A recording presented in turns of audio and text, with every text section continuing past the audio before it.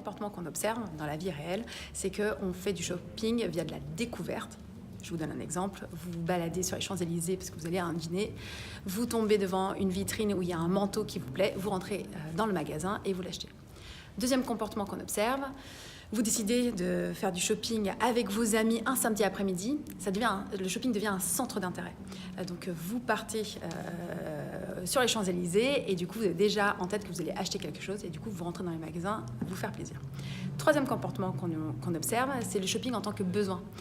Vous avez besoin d'un manteau pour cet hiver, du coup vous partez déjà dans un mindset de pouvoir trouver le manteau qui vous convient.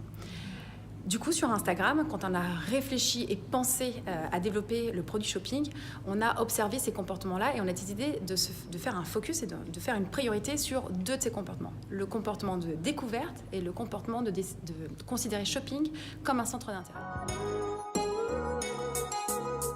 C'est quelque chose qu'on observe déjà sur la plateforme depuis qu'on a lancé Instagram.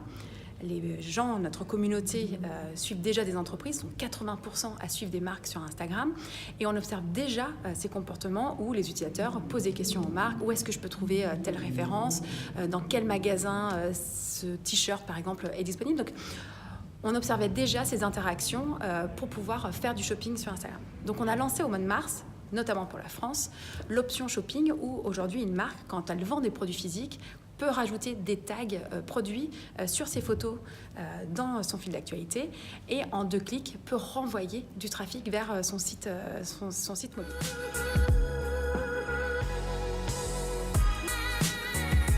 On vient de lancer récemment Shopping dans Stories, parce que Stories, c'est aussi un endroit où on passe du temps. C'est 400 millions d'utilisateurs tous les jours qui sont dans Stories. Et donc, du coup, les marques ont aussi la possibilité maintenant de mettre des tags dans leurs Stories pour renvoyer du trafic vers leur site internet.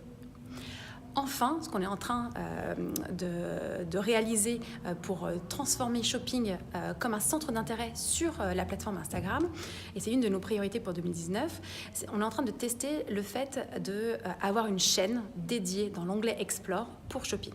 C'est-à-dire qu'aujourd'hui, toute marque qui aura tagué des posts avec la fonctionnalité Shopping pourra apparaître dans cette chaîne de contenu et un utilisateur qui est intéressé d'aller sur Instagram avec l'envie de faire du shopping, mais sans savoir exactement depuis quelle marque ou quel produit il va vouloir acheter son produit, va pouvoir passer du temps, flâner et découvrir des nouvelles marques pour pouvoir consommer et acheter s'il en a envie.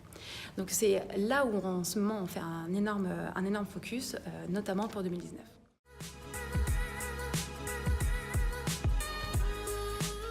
Sur la France, en tout cas d'abord au niveau mondial, depuis qu'on a lancé Shopping, c'est 90 millions d'utilisateurs qui tous les mois viennent et cliquent sur des tags de shopping. Et quand on regarde plus spécifiquement la France et notamment un acteur comme La Redoute, depuis qu'ils ont posé des tags sur leur contenu sur Instagram, c'est 45 000 visites qui ont été redirigées vers leur site internet. Donc c'est une opportunité pour les marques, si aujourd'hui vous vendez des produits physiques, de pouvoir à la fois inspirer et encourager la découverte de vos produits, mais aussi de rediriger du trafic vers votre site internet.